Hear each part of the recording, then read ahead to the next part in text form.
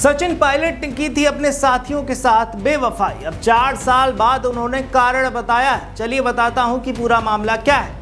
ये कहानी है वफादारी की, विश्वास की और शायद बेवफाई की। हम बात कर रहे हैं कांग्रेस के दिग्गज नेता सचिन पायलट की, जिन पर उनके पुराने साथियों ने लगाया था बेवफाई का गंभीर इल्जाम।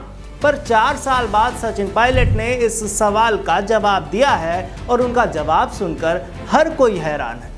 आखिर क्या है इस जवाब के पीछे की सच्चाई? क्या है सचिन पायलट की वफादारी का राज? आइए समझते हैं। एक सवाल जिसने खोल दिया है उनके दिल का वो राज जो सालों से दबा हुआ था। उनके पुराने साथी मिलिंद देवड़ा, आरपीएन सिंह और ज्योतिरादित्य, जो कभी कांग्रेस के चमकते सितारे थे, आज बीजेपी के रंग में रंगे। इन नेताओं ने सचिन पायलट का पर इल्जाम लगाया कि वो बेवफा निकले।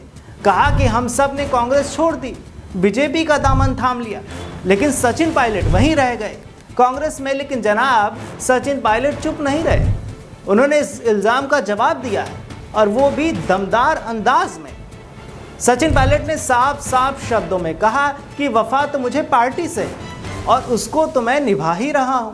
पायलट ने यह बता दिया कि उनकी वफादारी कांग्रेस के साथ है और वो इसे हर कीमत पर निभाएंगे।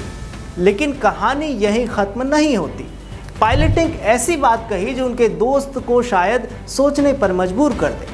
उन्होंने कहा कि समय बताएगा कि किसका निर्णय सही था और किसका गलत। सचिन पायलट ने न सिर्फ पुराने साथियों के इल्जामों पर जवाब दिया, बल्कि ये भी साफ कर दिया कि उनकी लड़ाई सिर्फ सत्ता की नहीं है, बल्कि सिद्धांत की।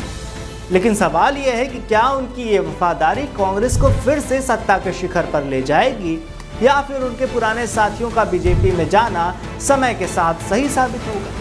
ये एक ऐसा सवाल है जिसका जवाब हर कोई जानना चाहता है। सचिन पायलट की ये वफादारी क्या रंग लाएगी?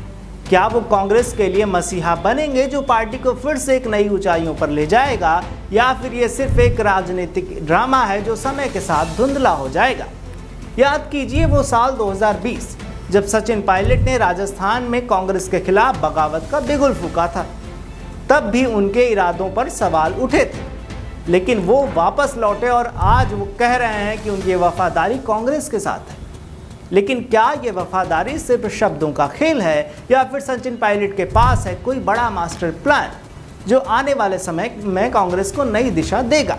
खैर, इस मुद्दे पर आपकी क्या राय है हमें कमेंट में बताते जाइएगा। तब तक देखते रहिए राजस्थान वन।